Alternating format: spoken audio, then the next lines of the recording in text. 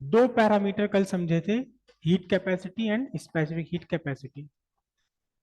ये दोनों ही parameter effective हैं जब किसी बॉडी के टेम्परेचर में वेरिएशन आ रहा है, जब टेम्परेचर चेंज हो रहा है, तब ये दोनों फैक्टर काम करते हैं, हीट कैपेसिटी भी और स्पेसिफिक हीट कैपेसिटी भी, क्योंकि दोनों ही टेम्परेचर डिफरेंस से रिलेटेड है, टेम्परेचर डिफरेंस से रिलेटेड है दोनों ही।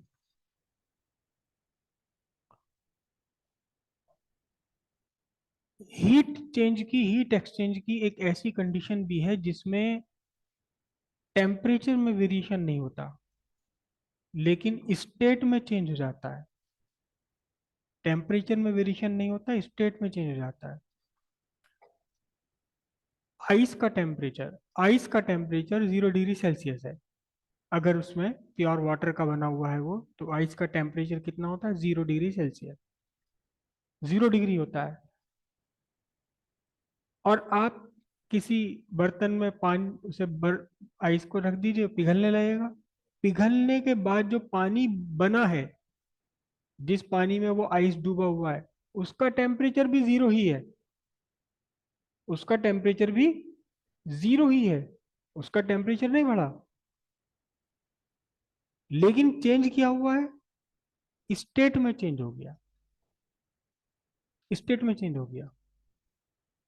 आपने एक पैन में या किसी भी बर्तन में आइस ले लिया, आइस का एक टुकड़ा आपने भिगोने में रख दिया,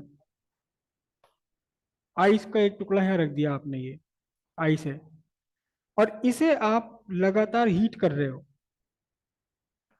लगातार आप हीट कर रहे हो एक बर्नर से, इसे लगातार आप हीट दे रहे हैं, लेकिन तब भी टेम्परेचर में कोई चेंज नहीं हो रहा, कोई चेंज नहीं हो रहा टेम्परेचर में। आइस एट 0 डिग्री सेल्सियस से तो बन रहा है क्या? Water at 0 degree Celsius. Temperature में चेंज नहीं हो रहा, बस आइस से वाटर में कन्वर्जन हो रहा है। तो जो हीट आप दे रहे हैं, जब तक आइस का इसमें टुकड़ा भी है, छोटा सा भी टुकड़ा है, तब तक भी इस पूरे पानी का टेम्परेचर जीरो ही बना रहेगा, बशर्ते कि आप इसे चलाते रहें प्रॉपरली। मतलब कहीं भी पानी रुके ना, चलता रहे वो।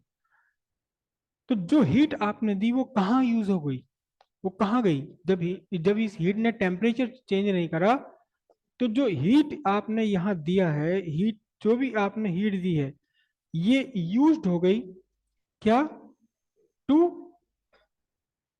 Change the state. State change हो गई। जिस स्टेट चेंज होने का मतलब, यहां आपका जो सॉलिड था वो सॉलिड से क्या बन गया? लिक्विड बन गया। स्टेट चेंज होने का मीनिंग है सॉलिड से लिक्विड बन गया। सॉलिड से लिक्विड, सॉलिड से लिक्विड बनाने में ये हीट यूज हो गई। इसी तरह से अगर आपने यहां ले लिया क्या?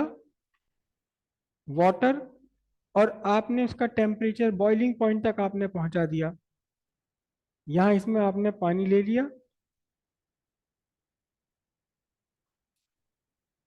ये वाटर, और बॉईल कर रहा है बिल्कुल ये बुरी तरह से। तो यहाँ क्या है? Water at 100 degree Celsius. और इसके ऊपर अगर आप इसके भाप के अंदर, स्टीम के अंदर अगर आप टांग देंगे एक थर्मोमीटर, तो ये भी क्या होगा? Steam eight 100 degree Celsius. तो जो भी आप यहाँ हीट दे रहे हैं, जो भी आपने हीट दिया, हीट यूज्ड अप किसके लिए चेंज हो गई? स्टेट चेंज करने के लिए यूज हो गई। इस स्टेट में क्या चेंज हुआ? यहाँ क्या चेंज हुआ? यहाँ आपका लिक्विड से वेपर बन गए, गैस नहीं बनी, वेपर बने, लिक्विड से वेपर बन गया। जो भी हीट आप दे रहे हैं वो स्टेट चेंज करने में यूज हो रही है, टेम्परेचर इंक्रीज नहीं हो रहा कुछ भी। करेक्ट? तो अब ये जो हीट होती है, ये जो हीट होती है,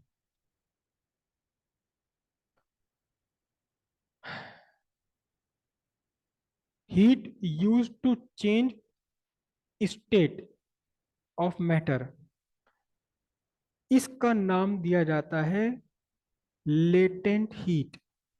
क्या नाम दिया जाता है इसका? Latent heat. अब दो तरह की हो गई लेटेंट हीट। एक तरह की तो वो लेटेंट हीट जो सॉलिड से लिक्विड में कन्वर्ट करे, जो सॉलिड से लिक्विड में कन्वर्ट कर दे, इसे कहा जाता है लेटेंट हीट ऑफ फ्यूजन।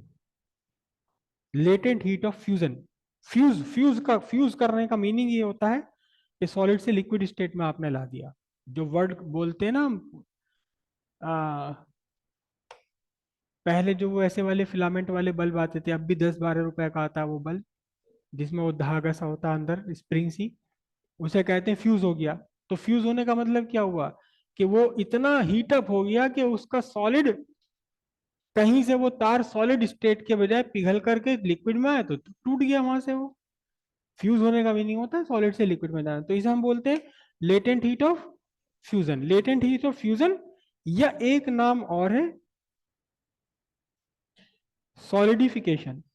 ये उल्टा भी तो प्रोसेस प्रोसेस है कि अगर आपके पास 0 डिग्री सेल्सियस का पानी है किसी कंटेनर में, उसमें से हीट खींच के बाहर निकाल लो, तो टेम्परेचर तो वही का वही रहेगा, 100 का 100, लेकिन अब वो लिक्विड से किस में कन्वर्ट हो जाएगा? आइस, सॉलिड आइस में कन्वर्ट हो जाएगा। और जो आप करते हैं, किसके थ्रू करते हैं ये काम आप करते हैं रेफ्रिजरेटर में। आप पानी रखते हैं और थोड़ी देर बाद, 2 घंटे बाद बर्फ जम जाता है। तो क्यों? क्योंकि उसने उसके अंदर की हीट खींच के बाहर फेंक दी। रेफ्रिजरेटर के चारों तरफ गर्म होता है, आप कभी आप टच करें देखें ध्यान से तो गर्म होता है वो। गर्मियों में ज्यादा गर्म होता है, आजकल ज्यादा गर्म नहीं है।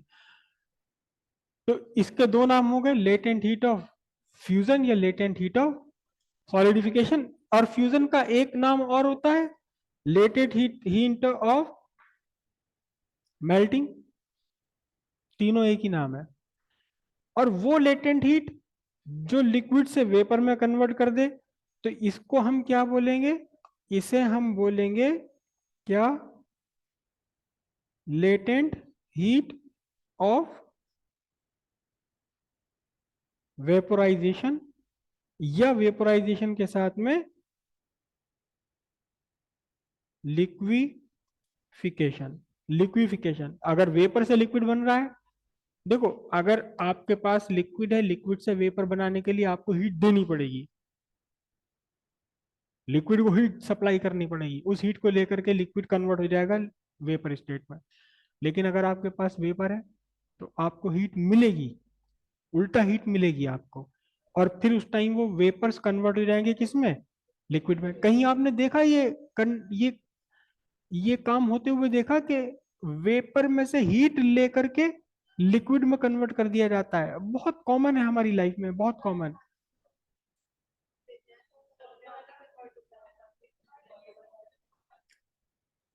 गर्म पानी को जब आप ढक देते हैं तो वो अपने आप ठंडा होकर उसकी जो ढक्कन है जो भी उसके से नीचे गिरता है। नहीं, कहीं और भी आपने यूज देखा है इसका, जहां वेपर को लिक्विड में कन्वर्ट करते हैं और उसमें से जो हीट निकलती है उसे यूज कर लेते हैं। आप सबने देखा कॉफी बनाते टाइम फंक्शंस में, एस्प्रेसो कॉफी जब बनती है तो वो जो जग में लेते हैं वो ठंडा दूध होता है, और फिर उसके अंदर वो स्टीम पास करते हैं। स्टीम का मतलब वेपर स्टेट में, वो वो स्टीम लिक्विड में कन्वर्ट हो जाती है उसी दूध के अंदर, और जो हीट अपने अंदर से बाहर छोड़ती है उससे आपकी वो कॉफी गर्म हो जाती, पक जाती है। तो अगर लिक्विड से वेपर में जा रहे हैं तो latent heat of vaporisation, vapour से लिक्विड में जा रहे हैं तो लेटेंट हीट ऑफ लिक्विफिकेशन हो जाएगा। है दोनों एक ही बात है। क्लियर है? अब इसे भी हमने डिफाइन करना पड़ेगा। डिफाइन तो करना ही पड़ेगा ना। ये बात तो समझ आ गई कि लेटेंट हीट होती है, लेकिन किस लिक्विड में कितनी लेटेंट हीट है, किस वेपर्स के लिए कितनी, वेपोराइजेशन के लिए कितनी हीट होगी, लिक्विफिकेशन के लिए कितनी हीट होगी, इसे डिफाइन करेंगे। सिंपल सी बात है, यूनिट मास ले लो। यूनिट मास के सॉलिड को बिना टेम्परेचर बदले उसके मेल्टिंग पॉइंट पर लिक्विड में कन्वर्ट करने के लिए जितनी भी हीट रिक्वायर्ड है, this is latent heat of liquefaction या लेटेंट हीट ऑफ सॉलिडिफिकेशन। समझ रही बात? यूनिट मास का एक सॉलिड है आपके पास, उसे पहले आपने हीट अप किया कहां तक? उसके मेल्टिंग पॉइंट तक। अब मेल्टिंग पॉइंट पर बिना टेम्परेचर बदले सॉलिड से आपने कन्वर्ट कर दिया लिक्विड में। तो अब जितनी भी हीट रिक्वायर्ड है वो सारी हीट क्या कही जाएगी? लेटेंट हीट ऑफ मेल्टिंग या लेटेंट हीट ऑफ फ्यूजन या लेटेंट हीट ऑफ सॉलिडिफिकेशन। इसी तरह वेपोराइजेशन पर आ जाओ, तो वेपोराइजेशन पर क्या होगा? यूनिट मास ले लीजिए लिक्विड का, लिक्विड के यूनिट मास को उसके बॉइलिंग पॉइंट पर टेम्परेचर मेंटेन रखते हुए पूरी तरह से वेपर्स में कन्वर्ट करने के लिए जितना भी हीट आपको रिक्वायर्ड है, this is latent heat of fusion या लेटेंट हीट ऑफ वेपोराइजेशन। हम्म। हाँ, सब्लिमेशन भी होता है, सब्लिमेशन की भी लेटेंट हीट होती है, जो सॉलिड से सीधे के सीधे गैस में कन्वर्ट हो जाएगा, वेपर में कन्वर्ट हो जाएगा, नॉट गैस, वेपर्स में कन्वर्ट हो जाएगा। गैस बोलना गलत है, खतरनाक है। तो इसमें हेडिंग डालते हैं हम latent heat. Amount of heat involved, या अमाउंट भी मत लिखो, heat involved during change in state of matter is called latent heat. There are two types of latent heat. Number one लिखिए, latent heat of fusion, slash लगा के लिखिए melting, slash लगाकर लिखिए solidification. Amount of heat required to change matter, unit mass of matter from solid state to liquid state at its melting point, और bracket में लिखिए without change in temperature. अच्छा, इसी डेफिनेशन का एक दूसरा रूप कि अमाउंट ऑफ हीट इवॉल्व, यहां तो हमने अमाउंट ऑफ हीट रिक्वायर्ड बोला, फिर इसका उल्टा amount of heat revolve. Evolve का मतलब बाहर मिलना, मिलना। Amount of heat required for change in state of unit mass of liquid at its melting point into solid state. तो मेरे ख्याल से लिखने की जरूरत तो नहीं है इसे, है ना? अगर सॉलिड से लिक्विड में जा रहा है तो हीट रिक्वायर्ड है, लिक्विड से सॉलिड में आ रहा है तो हीट आपको मिल जाएगी। गरम गरम मोम, पिघला हुआ मोम आपके हाथ पे गिर जाए एकदम, आपको गरम क्यों लगता है? क्योंकि उसने लिक्विड से सॉलिड बनने के प्रोसेस में अपने अंदर की हीट आपको दे दी, इसलिए वो गर्म लगता है और आप जम जाता है आपके हाथ पे आते ही। समझ रहे? अगर लिक्विड से सॉलिड स्टेट में आ रहा है तो इवॉल्व है वो हीट, और सॉलिड से लिक्विड स्टेट में जा रहा है तो रिक्वायर्ड है हीट। करेक्ट। रिप्रेजेंट करते हैं इसको एल से, कैपिटल एल, कैपिटल एल। ठीक है, अब नेक्स्ट लेटेंट हीट लिखे number two, latent heat of vaporisation, slash लगा के लिखिए liquefaction. Unit of latent heat is joule पर केजी।